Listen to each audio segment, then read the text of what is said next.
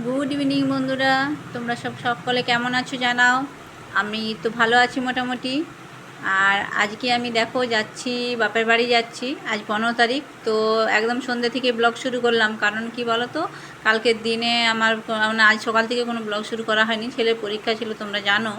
তো সেই কারণে সকাল থেকে কোনো কিছু ব্লগ তৈরি করা হয়নি। তো আজ সন্ধ্যা থেকে শুরু করছি। তো দেখলে আমরা ট্রেনে সবাই মিলে চেপেছিলাম, তারপরে ওই যে ব্রিজ দিয়ে, ওভারব্রিজ হয়ে সোজা একদম বাপের বাড়িতে এসে পৌঁছেছি। তো এই যে এসে নেমে মোটামুটি মানে আমার স্টেশন থেকে বাপের বাড়ির সামনেই, বেশি দূর না। তো প্রচণ্ড মাত্রায় সেদিনকে গরম ছিল, 15 তারিখ রাত্রিতে মারাত্মক গরম ছিল।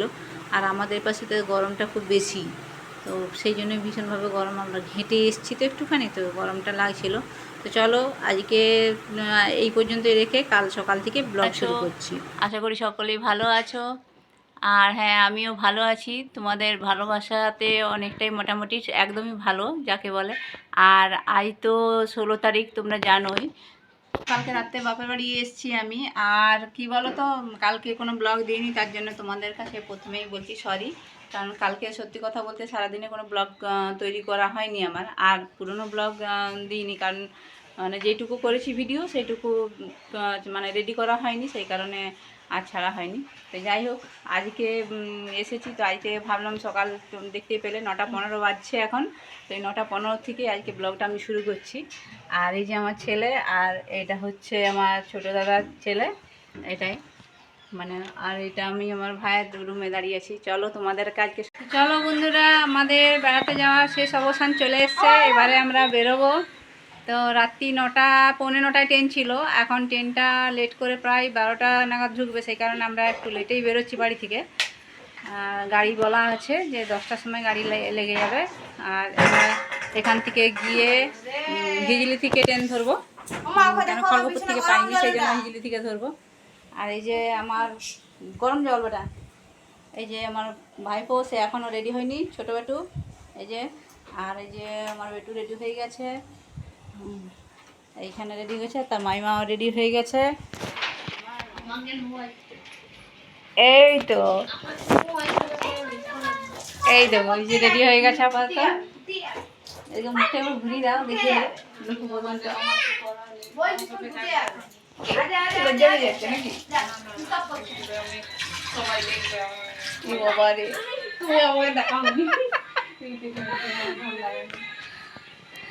চলো এবারে একদম স্টেশনে গিয়ে দেখা হবে।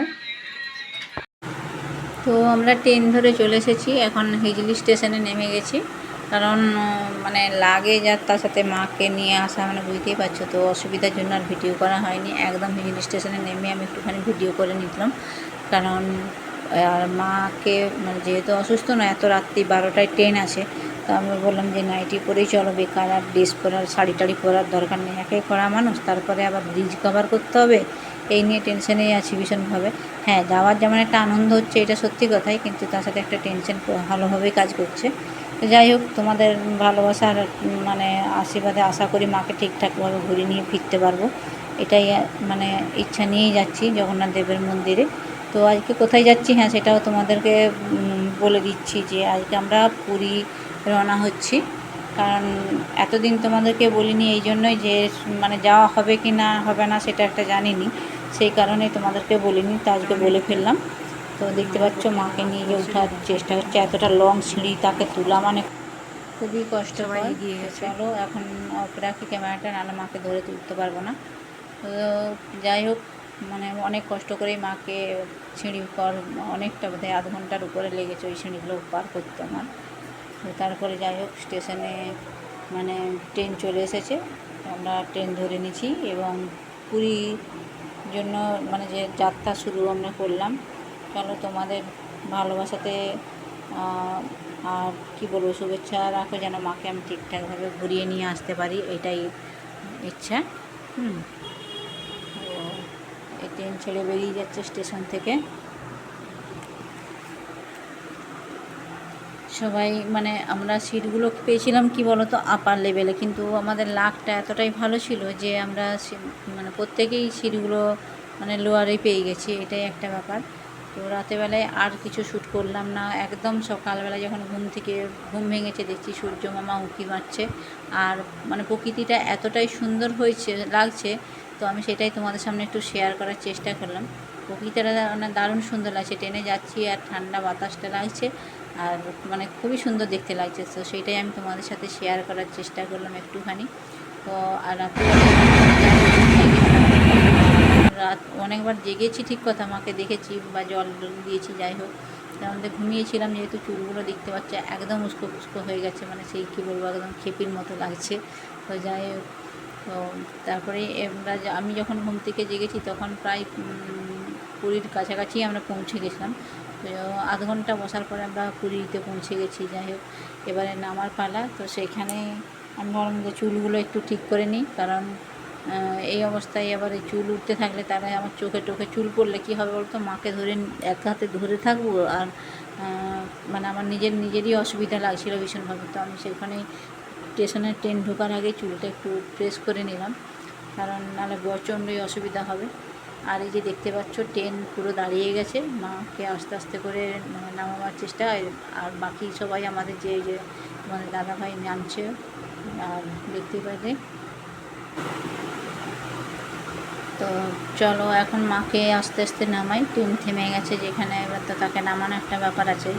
আর এখান থেকে স্টেশনটা মানে যে প্ল্যাটফর্মটা প্রচণ্ডভাবে নিচু, তাকে খুব শান্তভাবে আস্তে আস্তে ধরে নামাতে হবে। দেখতে পাচ্ছ মাকে নিয়ে যাচ্ছি, সামনে যে গেটের সামনে পৌঁছে গেছি। এবারে আগে তাকে নামাই ঠিকঠাকভাবে, তারপরে বাকিটা শ্যুট করছি। তো হ্যাঁ বন্ধুরা, আমরা নেমে গেছি। তো দেখো আমি পুরী স্টেশনটা তোমাদেরকে একটু ঘুরিয়ে রেখেছি, মানে অনেক কষ্ট করে নেমেছি, ওখানে গাড়ি করেছি, গাড়ি করে মাকে একদম প্ল্যাটফর্মের সামনে নিয়ে এসে নামিয়েছে গাড়িতে। তারপরে ওইটুকুটাই লম্বা রাস্তাটা পুরো হাঁটি নিয়ে এলাম, কারণ মানে কি বলবো, ওখানটা তো আর গাড়ি ঢুকলো না, অনেক বলা করার পরেও গাড়িটা গেল না, তো সেই কারণে একটু প্রবলেম হলো। যাই হোক, একদম ওখান থেকে আমরা আবার গাড়ি ধরলাম, এই যে গাড়ি ধরে একদম মানে কী বলবো, আমাদের যেখানে রুম ভাড়া করা আছে সেখানেই আমরা রওনা হলাম। আর লাগেজগুলো সব পিছনে চাপানো হয়েছে, কারণ লাগেজ তো যাই হোক হয়েছে, ধরো দুটো ফ্যামিলি যাচ্ছে, অনেক কিছু তো লাগেজ আছেই, তাও বেশি করিনি, একটাতে খাবার দাবার ছিল, একটা আমার ট্রলি ছিল, বাস এইটাই হচ্ছে ব্যাপার। আর অল্প জিনিস মধ্যেই নিয়েছি, যে আমরা প্রত্যেকেই গাড়ির মধ্যে আছি। আর আমার ছেলে আর আমার ভাইপোকে দেখো, তারা দুজনে একসাথে বসে আছে।